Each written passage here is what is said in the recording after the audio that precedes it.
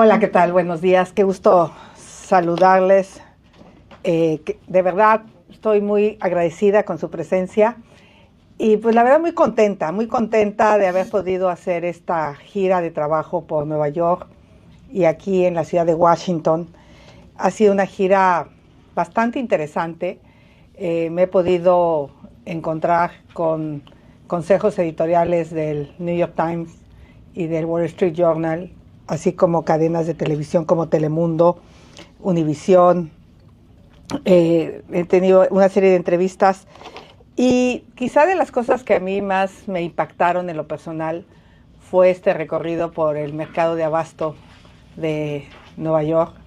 Primero me sorprendió la impecable limpieza, orden, que contrasta con nuestra central de abasto, y ahí nuestro próximo jefe de gobierno tendrá una tarea muy importante para arreglar que realmente los recursos que entren se apliquen. Es una central operada y manejada de una manera muy eficiente.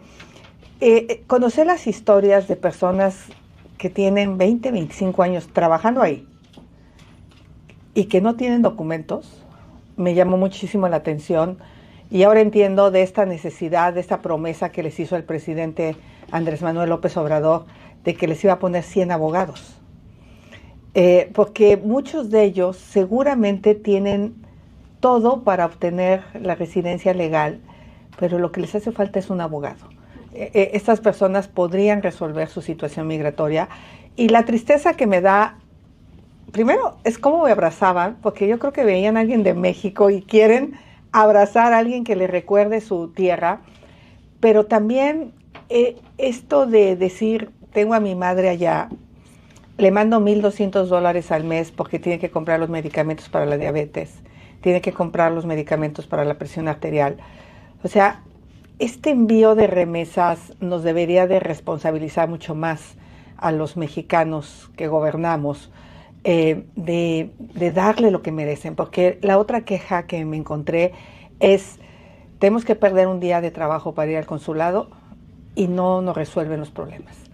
No obtenemos nuestra acta de nacimiento, nuestra credencial de votar, los que de algún momento lo querían hacer. Todos los consulados han sido una traba. Entonces ese recorrido más o menos de 3 horas saludando, platicando, para mí fue muy importante en Nueva York. Obviamente al día siguiente tuve pues una serie de entrevistas con think tanks, donde lo que me plantean es el tema de la certeza jurídica. O sea, les preocupa muchísimo el que la ley en México pueda cambiar tan fácil, que ellos hicieron inversiones importantes en materia energética y que años después sigan peleándose en la corte por aquello que debería de ser algo muy sencillo de resolver. Y el otro tema que me pusieron en la mesa es el tema de la seguridad pública. Muchos que envían productos a México tienen que pagar seguridad privada por las carreteras mexicanas, y también el problema que hay con COFEPRIS, la falta de, pues ahora sí que los trámites tardan demasiados. Tuve esta reunión y este encuentro con jóvenes estudiantes de Nueva York, donde pues llegaron los seguidores de Morena, porque hay que decirlo como son. Eran gente militante de Morena, traían sus chamarras hablando de Morena Nueva York, con fotografías de Claudia Sheinbaum en la parte posterior. Y se ve que les ardió, pero pues a Claudia no le dieron permiso de venir. Y yo no tengo la culpa. O sea, ellos hubieran querido recibirla, verla. Y este encuentro con jóvenes, que fueron más o menos unos 200 jóvenes, pudimos tener un diálogo franco, directo. Y obviamente yo lamento, aquí está Cristi, que salió con mi chamarra, que haya agachado la cabeza, porque fue una petición concreta que les hicieron que agacharan la cabeza. Por parte de las instrucciones para salir del lugar, y se le hicieron a todos los jóvenes. Por favor, salgan, agachen la cabeza. No sé si por evitar una agresión, pero pues la verdad es que sí estaban muy, muy agresivos. De hecho, Cristi recibió jalones. Y obviamente pues yo salí por la puerta lateral muerta de la risa. O sea, porque todo el mundo creía. Y gritaron una palabra altisonante. Dijeron, ya nos ganó esa pinche vieja. Sí, dijeron. Que se acostumbre porque les voy a volver a ganar.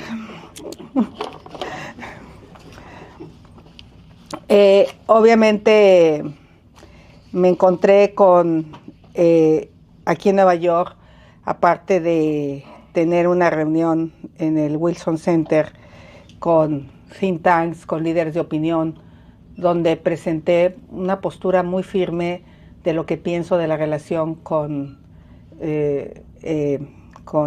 Estados Unidos, una relación de respeto, pero también una relación de iguales. Yo definitivamente creo que haber aceptado ser tercer país seguro sin nada cambió. Bueno, sí. Sí, yo creo que el presidente Andrés Manuel López Obrador tiene algo a cambio.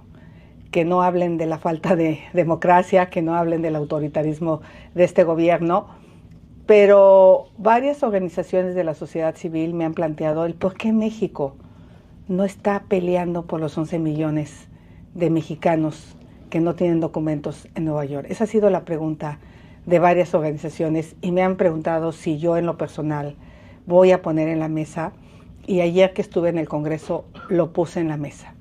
Puse en la mesa la posibilidad de construir una relación distinta y, por supuesto, esta idea que me han propuesto los expertos de una agencia binacional en materia de migración y el tema de aduanas, perdón, una agencia que las aduanas trabajen de manera conjunta México-Estados Unidos. ¿Por qué?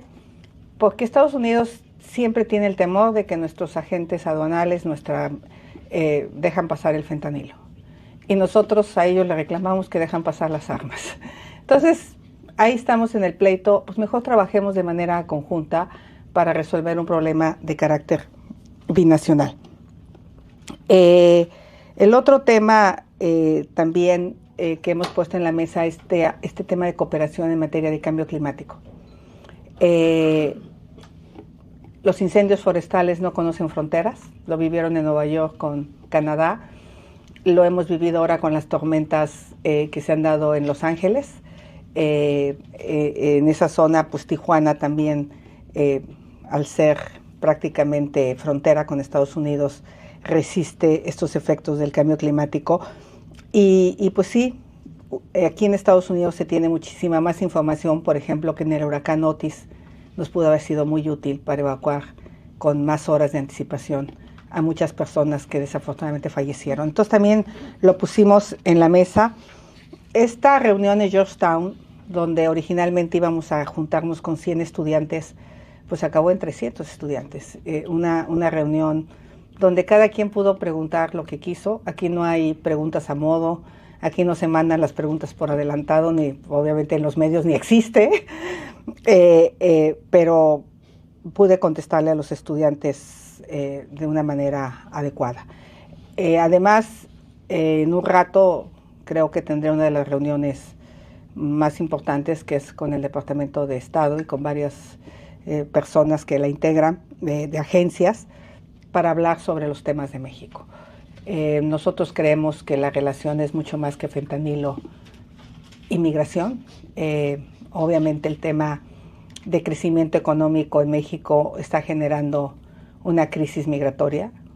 Si se dan cuenta, en 2017 tuvimos 200,000 personas detenidas. Llegó un momento en que prácticamente era cero la migración a Estados Unidos, y en 2023 tuvimos 735,000 personas detenidas de origen mexicano, además de toda la problemática que se ha dado por la falta de derechos humanos de los migrantes que cruzan el territorio nacional.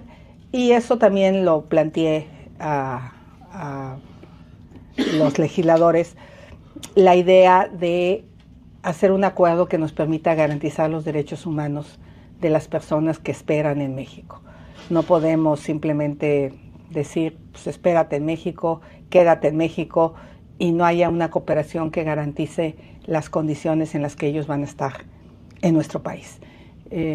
Eso sería como que a grandes rasgos la agenda. Todavía tengo una serie de entrevistas, vengo de Univisión y bueno, estoy a su disposición para cualquier pregunta. Primera pregunta, Eduardo Rivas, Agencia E. Hola, buenos días, muchas gracias. Durante su gira usted ha estado hablando del tema de la observación electoral en México. Quería preguntarle si ve algún riesgo de un tipo de fraude electoral en México, si lo ve, qué pruebas tiene de ello y qué le dicen desde la OEA y Estados Unidos al respecto. Gracias. Muchas gracias. Pues efectivamente, otra de las reuniones que tuve fue la de la OEA. Estuve con Almagro.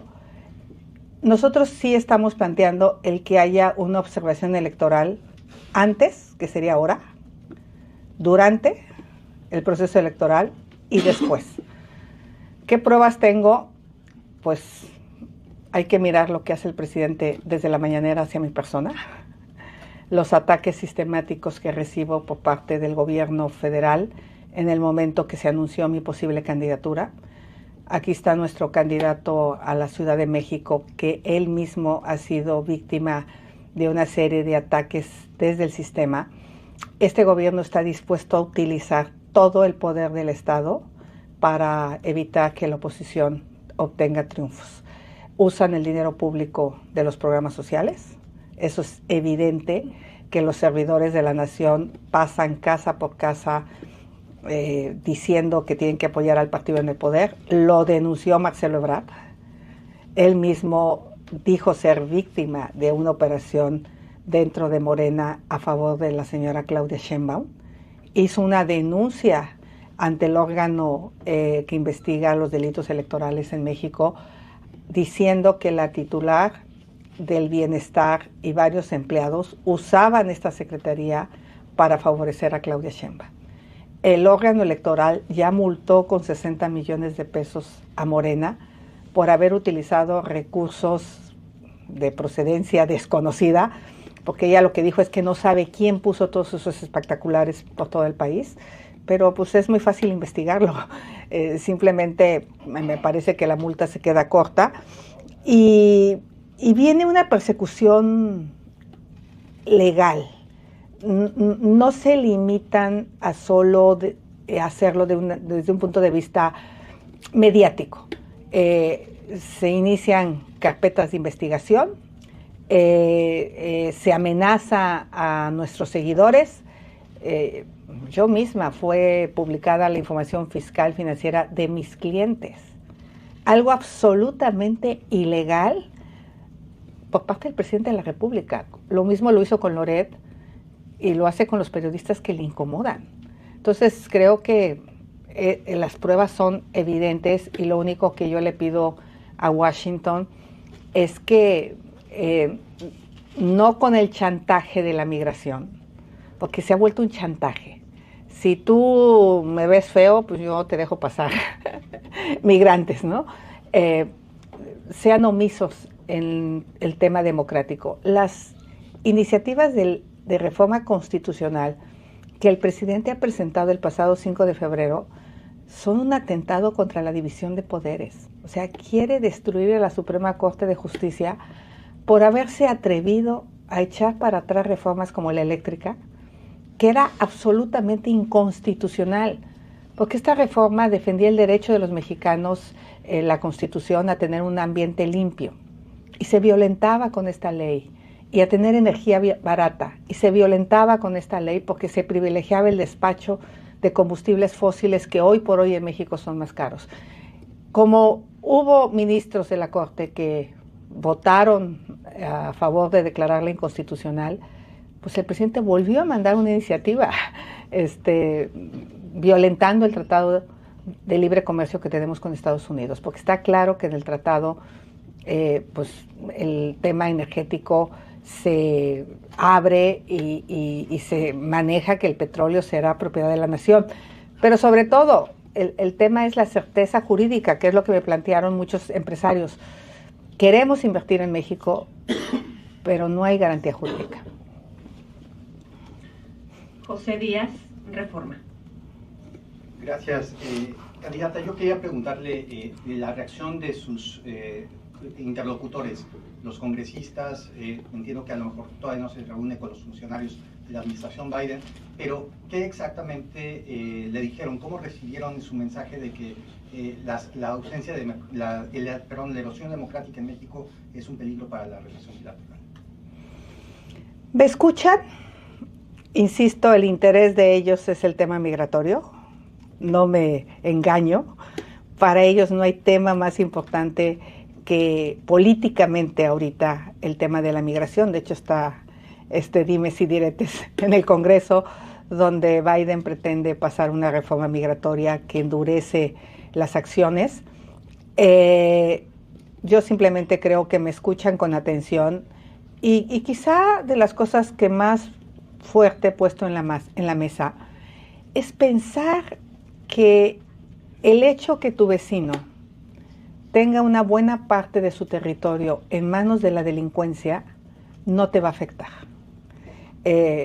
Un legislador me comentaba anoche, pues él es legislador en la zona de la frontera con San Diego y dice, es que los asesinatos ocurren del lado de Tijuana, ¿no?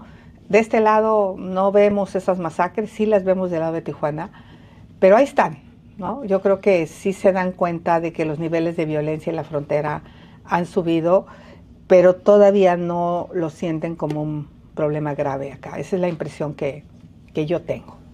Y obviamente el fentanilo sí. El fentanilo es el tema que más les preocupa, pero por eso quise poner en mi discurso que el fentanilo pues, es la principal causa de muerte de jóvenes en este país, pero también en México el homicidio es la principal causa de muerte y están relacionados. Dolia Esteves, por favor. Sí, ¿qué tal? Buenos días. Senadora, yo le quería preguntar, ya mis dos colegas le preguntaron sobre lo que también le iba a preguntar de qué reacción obtuvo de su denuncia de que hay una erosión democrática. Sí, más, ¿cómo la recibieron usted como candidata de la oposición? Se ha creado la percepción de que es invencible la candidata oficialista. Si la recibieron como underdog, o sea, como usted debe saber lo que eso quiere decir, si no, pueden decir, o si realmente creen que sea posible que usted cierre esta brecha tan enorme con la candidata oficialista y realmente pueda ganar la elección del 12. Primero voy a hablar sobre las encuestas. En México las encuestas no han sido lo más acertadas en los últimos años. Todas las encuestas oficialistas decían que iban a ganar el Estado de México por más de 20 puntos. Y eso creó una baja participación. Eso es contra lo que nosotros tenemos que luchar. Esta creencia de que es invencible esta candidata, pues es lo que más pudieron colocar en el discurso. Yo siempre he sido una mujer que viene de atrás. Nada en mi vida ha sido fácil. En Hidalgo logré remontar 35 puntos. Obviamente no logré el triunfo, pero remonté 35 puntos en 6 semanas. En la Miguel Hidalgo pude remontar 22 puntos en 6 semanas y ganar por 5 puntos. Todavía una semana antes, las encuestas decían que iba a perder por 17 puntos. Una semana antes. Entonces, esto se ha vuelto un juego del que tiene el dinero para pagar algunos encuestadores. Una encuesta bastante razonable, la del Universal, la del Financiero, que me pone a 16 puntos. Claudia debe estar deprimida porque hace 2 meses estaba a 30. Entonces, he remontado la mitad de puntos y lo ves. Y hace como 3 me ponían a 50. Entonces, yo creo que esto todavía no empieza. Yo estoy preparando mis propuestas de cómo voy a simbrar a los mexicanos que México no va por el lado correcto. Hoy la misma candidata de oposición ha dicho que toma las 20 propuestas del presidente como suyas. La candidata del gobierno, es que pronto va a ser de oposición. La candidata del gobierno ha dicho que toma la totalidad de las propuestas y se la pasó vendiendo la idea que ella iba a ser diferente, ¿no? Ella le decía a los, no, yo no voy a hacer lo mismo, yo simplemente le decía en corto a los empresarios, yo voy a actuar de otra manera. Pues hoy está clara que es absolutamente la continuidad de Andrés Manuel López Obrador. Se enoja porque le digo que no la dejaron venir a Washington, pero tampoco la dejan debatir. Tampoco la dejan que tengamos una mesa para contrastar ideas en un debate serio, fuerte. Por ejemplo, hablando de temas de cambio climático. Ella dice que es proambientalista y no hizo nada para cerrar la refinería, la termoeléctrica de Tula. Hizo un segundo piso. Fue a defender los combustibles fósiles. O sea, no dijo nada sobre la destrucción de la selva en la zona maya. No levantó la voz cuando quitaron los recursos para el Instituto de Ecología de México, que tenía que ver con cambio climático. En fin, ha sido omisa para defender los temas ambientales a nivel nacional. Entonces, ahí, cuando tengamos la oportunidad de hacer una campaña, pues yo le voy a decir a los mexicanos, la continuidad significa que sigan las muertes, que sigan los pésimos servicios de salud, que sigan los problemas al campo, y creo que los mexicanos tendrán que tomar una decisión, pero no va a ser un día de campo para la señora Sheinbaum, se lo advierto. ¿Los estadounidenses sí ven que usted puede ganar? Yo creo que sí. Eso es la impresión que se lleva. Ellos saben que esto todavía no empieza. Ellos saben que en una campaña las cosas pueden cambiar en un día, por ejemplo. Y yo creo que ellos dan esa imagen, pero les da confianza la manera en que estamos manejando esta campaña. Yo sí veo mucha recepción positiva. Ariel, Televisa. Gracias. Candidata, dos preguntas relacionadas. En las reuniones que ya ha tenido con think tanks en el Congreso, con Almagro, en fin, estas reuniones han cambiado su percepción de Estados Unidos y de la relación bilateral. ¿Han cambiado estas reuniones su percepción de Estados Unidos y de la relación bilateral y cómo? Y la segunda pregunta relacionada, ¿de qué se quejan más del actual gobierno? Yo creo que el discurso que di en el Wilson Center se ha puesto en la mesa la posibilidad de que nuestra relación con Estados Unidos puede ser mucho más amplia que el tema migratorio y fentanilo. Es obvio que lo que yo planteo es pensar fuera de la caja. Y pensar fuera de la caja significa encontrar soluciones nuevas, porque seguimos abordando los problemas con las mismas estrategias del pasado que no han dado resultado en el tema de migración. Sí siento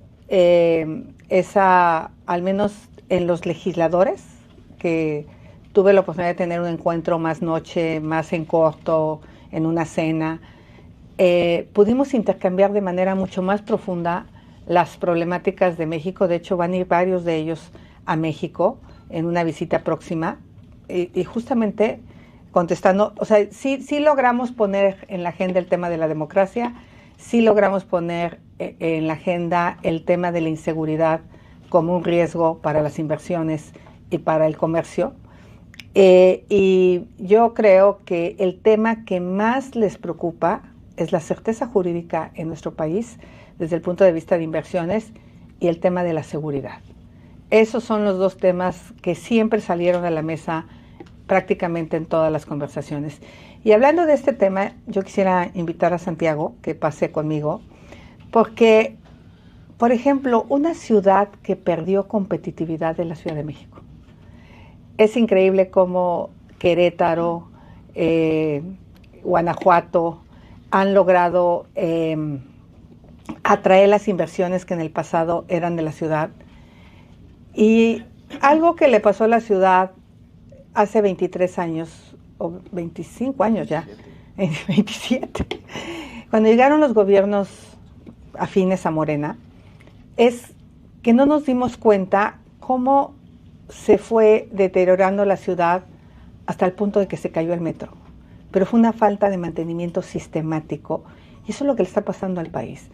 Y obviamente ven una amenaza en Santiago y los ataques, desde intervenir sus celulares hasta investigaciones jurídicas que no pasan de dimes y diretes, intentan pues, también a nuestro candidato importante, fuerte en la Ciudad de México, pararlo. Entonces, Santiago, tú también vas a estar hoy en la OEA, tú también tienes una serie de reuniones y tenemos una agenda muy, muy paralela en los temas tanto económicos. Ambos creemos en el nearshoring como una posibilidad de desarrollo económico del país y obviamente de la ciudad, pero este tema de pues la elección de Estado creo que vale la pena que la comentes. Gracias, presidente. Pues nosotros lo que no vamos a permitir es lo que hace unos días dijo Maduro en Venezuela, que iban a ganar por las buenas o por las malas, y eso quieren hacer en la Ciudad de México. Nosotros estamos aquí y quisimos iniciar en Washington porque venimos a los organismos internacionales, por cierto, a los que en el 2017 vino Andrés Manuel López Obrador como precandidato presidencial. Por cierto, a los que ahora desprecia y a los que no vamos a renunciar. Porque México es parte de estos organismos internacionales. Nosotros venimos a denunciar la elección de Estado y la persecución política como lo ha hecho países como Nicaragua a los opositores. Y precisamente lo advertimos. En el mes de diciembre, la Fiscalía de Justicia se encontraba en este proceso de ser ratificada. Logramos a través del Congreso la no ratificación y con los votos de la oposición. Y advertimos que íbamos a estar aquí. Y hoy venimos a cumplir y precisamente me acompaña el senador Emilio Álvarez y Casa, me acompaña también la diputada federal Mariana Gómez del Campo y el diputado migrante Raúl Torres. Porque no vamos a permitir que en la Ciudad de México, y por supuesto como lo ha venido denunciando nuestra candidata Xóchitl Gálvez, lo implementen en el país.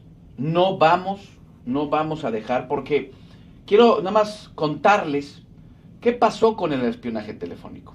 Dijeron que iban a crear una comisión y que iban a investigar a los funcionarios. No hay un solo funcionario investigado. No hay un solo funcionario que haya pasado por un ministerio público para declarar sobre el espionaje telefónico, que por cierto, tuvo que ser un medio americano el que dijera que estaba confirmando este espionaje que el Poder Judicial había determinado. Y yo por eso digo que es muy importante hoy los equilibrios del poder en México. Hoy vemos una iniciativa presentada hace 2 días donde debilita al Poder Judicial, que gracias al Poder Judicial pudimos conocer de la fabricación de delitos a la oposición. Y también vengo a advertir, porque tenemos información de la andanada judicial que prepara el gobierno precisamente en contra de la oposición en la Ciudad de México. Y la venimos a denunciar con nombres y apellidos, tanto a la Comisión Interamericana como a la OEA, porque vemos muchísimo riesgo en esta elección de Estado. El jefe de gobierno de la Ciudad de México se convirtió desde hace varios meses en jefe de campaña de la candidata de Morena en la Ciudad de México. No solamente en el proceso interno, donde fueron audios tomados y reproducidos, sino también desde ahora utilizando todos los programas sociales, todo el aparato de la Fiscalía General de Justicia en contra de la oposición. Por eso iniciamos aquí, por eso iniciamos en Washington, para acudir a todos estos organismos internacionales y vamos a denunciar esta elección. Y por supuesto vamos a aprovechar esta visita también para hablar con diferentes actores políticos, económicos y sociales, para hablar de la Ciudad de México, para hablar de esas oportunidades perdidas. Desde que hay vida democrática en la Ciudad de México, el mismo grupo político la ha gobernado. No ha habido transición en la Ciudad de México desde 1997, cuando el mismo grupo político la tomó por asalto. Y entonces venimos a esta gira precisamente a hacer las denuncias respectivas, a hacer las denuncias correspondientes y por supuesto alzar la voz y que la Ciudad de México también, junto con la elección a presidente de la República, pueda ponerse en el foco de estos organismos internacionales, por cierto, de los cuales México es parte. Tenemos la última pregunta. Sí. De Ann Multimedios. Sí, de Multimedios con Enrique Muñoz. Bueno, justamente hablando acerca de cómo se ha dicho en México que si vienen aquí a Estados Unidos es porque son vendepatrias, ya sabemos que ese es el estilo. Pero como mencionaba, estuvo aquí también López Obrador en el 2017 hablando con los mismos organismos a los que México pertenece. Y mi pregunta va en el sentido de que aquí en Estados Unidos se empieza también a tener mucha conciencia acerca de la injerencia de China, de Rusia y hasta de Irán, que tiene su propia televisora en español, en América Latina. Entonces me gustaría saber si ha tenido eco algo de lo que ustedes mismos han señalado en algún momento acerca de cómo el gobierno actual de México le coquetea, en palabras precisas de Xóchitl, a Rusia y a China. Si quieres empiezo. Sí. Bueno, justo creo que era importante poner en la mesa lo que dije en días pasados.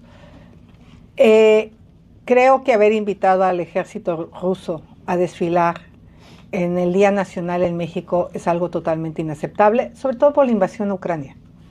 Se había dado una invasión tremenda a un país democrático y haber invitado al ejército venezolano y al dictador cubano, Díaz-Canel, a dar el discurso del Día de la Independencia me pareció terrible mensaje. Relacionarte con países cero democráticos, autoritarios, es algo que no debemos de hacer. Y en ese sentido mi mensaje es contundente.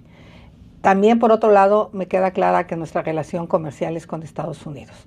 Entonces, quejarte de que es vender a la patria cuando están matando a nuestros jóvenes, yo creo que es algo inaceptable. Y cuando están matando el fentanilo a los jóvenes de Estados Unidos. Llegó el momento de aplicar políticas distintas a la del siglo XIX en pleno siglo XXI, porque los problemas del siglo XXI son totalmente distintos y no los podemos abordar de manera unilateral. Los tenemos que abordar de manera conjunta y yo creo que a mí, de hecho, en algunos levantamientos que he hecho, la gente está a favor de la cooperación. La gente, porque pues, finalmente sus familias viven acá. O sea, entonces, para recibir 60,000 millones de dólares está bien y para hablar de los problemas está mal, yo creo que eso es tener doble moral. No sé si... Si me permiten, pues en la Ciudad de México ya está pasando tiempo aire del gobierno de la Ciudad de México. Se está ocupando en el transporte público que más mueve gente en la ciudad, que es el metro.